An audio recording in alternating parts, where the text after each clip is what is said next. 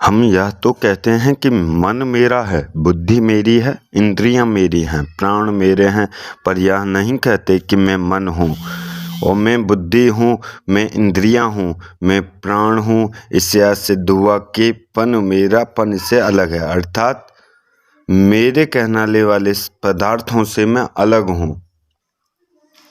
विचार करें तो मेरे कहलाने वाले पदार्थ भी वास्तव में मेरे नहीं हैं, अपितु प्रकृति के हैं।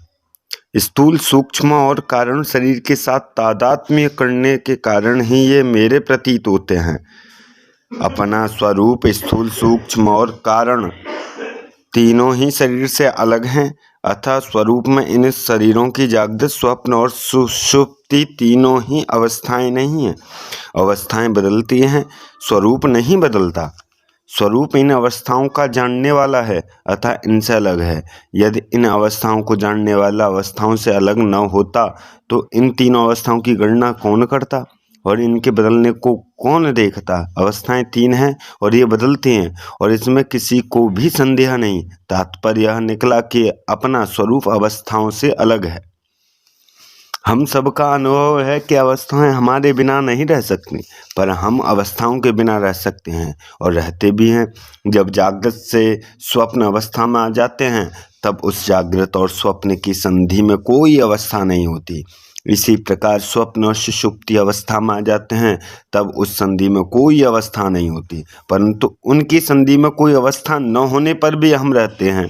स्वप्न अवस्था चली गई और जागृत अवस्था आ गई, सुषुप्ति अवस्था चली गई और जागृत अवस्था आ गई। इस प्रकार अवस्थाओं के बदलने को हम जानते हैं।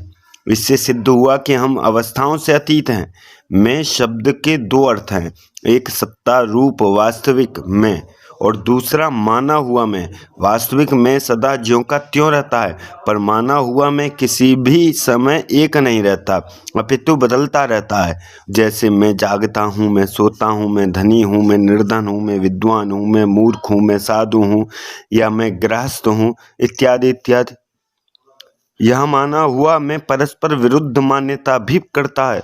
जैसे पिता के सामने मैं पुत्र हूँ और पुत्र के सामने मैं पिता हूँ। अतः माना हुआ मैं हमारा वास्तविक स्वरूप नहीं है और इसमें मैं को पकड़ने ही हम परिच्छिन्न होते हैं, क्योंकि जिसके साथ हम मैं मानते हैं वह परिच्छिन्न एकदेशीय है। अपनी वास्तविक सत्ता में परिच्छिन्नता नहीं है। मानी हुई परिच्छिन्नता मिटाने के लिए साधक ऐसा मान ले कि मैं भगवान का हूँ, अथवा विवेक पूर्वक यह मान ले कि माना हुआ मैं अर्थात असत मेरा स्वरूप नहीं है और स्वरूप के प्रकाश में मन बुद्धि के समान में पन भी प्रकाशित होता है।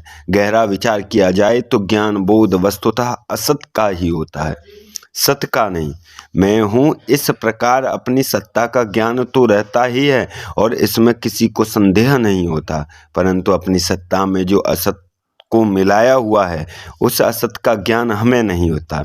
यह सिद्धांत है कि असत का ज्ञान असत से अलग होने पर होता है और सत का ज्ञान सत से भिन्न होने पर होता है, क्योंकि वास्तव में हम असत से भिन्न और सत से अभिन्न हैं।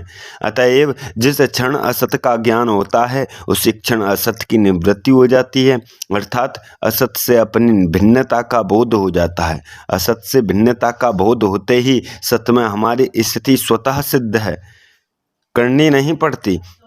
वह सत्य ही जागृत, स्वप्न, सुषुप्ति तीनों अवस्थाओं को, उनके परिवर्तन को और उनके अभाव को जानता है।